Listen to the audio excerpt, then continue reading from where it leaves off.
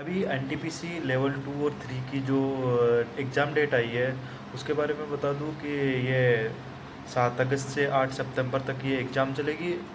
और मुझे ऐसा लग रहा है कि जब मैंने जैसे अभी ग्रेजुएट का एनटीपीसी लेवल 5 6 का जो एग्ज़ाम दिया था उसमें भी मैंने नोट किया था कि क्वेश्चन बहुत ईजी आ रहे हैं, इतने हार्ड लेवल के नहीं आ रहे कि जितने हम सोच के चलते हैं कि पेपर बहुत टफ आता है। बस हमें टाइमिंग का ज़्यादा ध्यान रखना पड़ता है कि मतलब टाइमिंग पर ही क्वेश्चन हो जाए तो अच्छा है।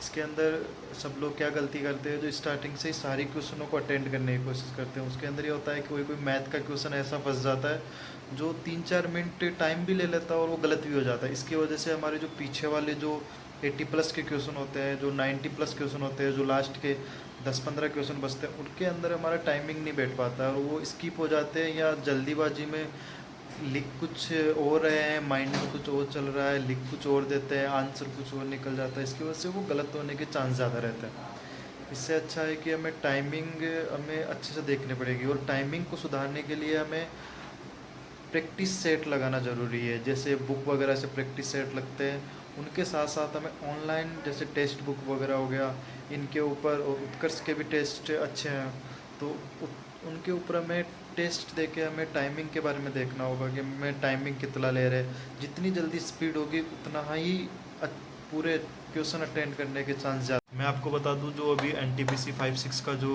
लेवल 5 6 का जो एग्ज़ाम हुआ था उसके अंदर क्वेश्चन कैसे कैसे आए थे। तो मैं आपको बता दूं कि उसके अंदर मैथ के क्वेश्चन बहुत ही ईजी आए थे और उनके अंदर से 3 4 क्वेश्चन ऐसे मिलते हैं जो बहुत ज़्यादा डिफ़िकल्ट तो नहीं लेकिन टाइम ज़्यादा खाते हैं। उनकी वजह से उनको हम स्किप स्टार्टिंग में स्किप करके चले तो अच्छा है, क्योंकि बाद में अगर टाइम मिलता है तो हम क्वेश्चन निकालेंगे। वो हमें देखते ही पता लग जाता है कि इसके अंदर कितना टाइम लगने वाला है, किस टॉपिक से कौन सा क्वेश्चन है, कितनी जल्दी हो जाएगा। रीजनिंग की बात करें तो रीजनिंग के क्वेश्चंस अच्छे आए थे, मतलब इतने भी हार्डली और इतने भी इजी नहीं आए थे, बट सिटिंग के क्वेश्चन ज़्यादा आए थे।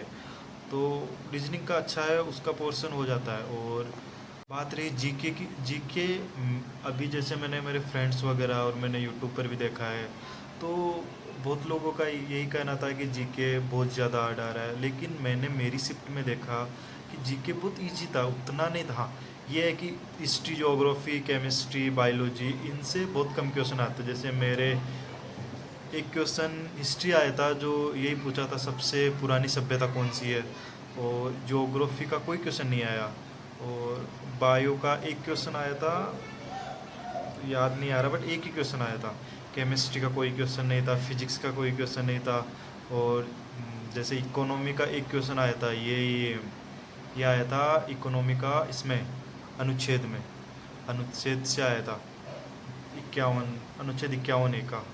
और और तो कोई क्वेश्चन नहीं आया, बस ये था। बाकी सब करंट आया था, और करंट भी कितना आया था लास्ट के 4 महीने। अप्रैल के 3 क्वेश्चन आए थे, जनवरी के आए थे, मतलब 2025 के बाद का ही करंट आ रहा है। और करंट भी इतना हाईलाइट वाला आ रहा है, डीपली करंट नहीं आ रहा। और एक अवार्ड आया था खेल कूद अंडर ग्रेजुएट वाले की बात करें तो पेपर का पैटर्न वही रहेगा, बस थोड़ा लेवल का फ़र्क पड़ेगा। तो मतलब वही मान के चलो कि उतना ही रहने वाला है, कुछ ज़्यादा फ़र्क नहीं पड़ने वाला। तो हमें तैयारी भी उस हिसाब से करनी होगी। मैथ रीजनिंग में प्रैक्टिस ज़्यादा से ज़्यादा करना होगा। करंट का ये जो भी हाईलाइट में चल रहा है ना, वही करंट में आता है। वो ज़्यादा डीपली नहीं है, कोई आईएएस वगैरह का पेपर नहीं है कि बहुत ज़्यादा डीपली पूछेगा और ये पूछेगा, नॉर्मली पूछेगा। और हिस्ट्री, ज्योग्राफी है जो पढ़ते हैं, इनमें टाइम देते हैं। अभी रेलवे का देखा है कि बहुत कम क्वेश्चन पूछते हैं, बहुत ही कम क्वेश्चन। एक क्वेश्चन आ जाता है कोई हिस्ट्री, पॉलिटी या ज्योग्राफी, जीके में से, नहीं तो नहीं आता। साइंस में से 1 या 2 क्वेश्चन आते हैं, नहीं आते। ज़्यादा पोर्शन अभी करंट का, कंप्यूटर के अच्छे क्वेश्चन आए थे, कंप्यूटर के 7 8 क्वेश्चन आए थे। तो कंप्यूटर का भी वेटेज ज़्यादा है, तो कंप्यूटर को भी अच्छे से करके जाओ और सबका हो जाएगा अगर अच्छे से पढ़ाई करोगे तो। कहना ये है कि बस प्रैक्टिस करते रहो, रोज़ मतलब टेस्ट देते रहो, ऑनलाइन टेस्ट वगैरह, जिससे हमारी टाइमिंग अच्छी बैठ जाएगी। बस यही है। अभी एनटीपीसी जो 2 और 3, लेवल 2 और 3 का जो अभी नोटिफिकेशन आया है एग्ज़ाम डेट का, उसको देखते हुए पढ़ाई स्टार्ट करना ही अच्छा है। पढ़ाई कर लो, अच्छी जॉब मिल जाएगी और मज़े ही मज़े फिर।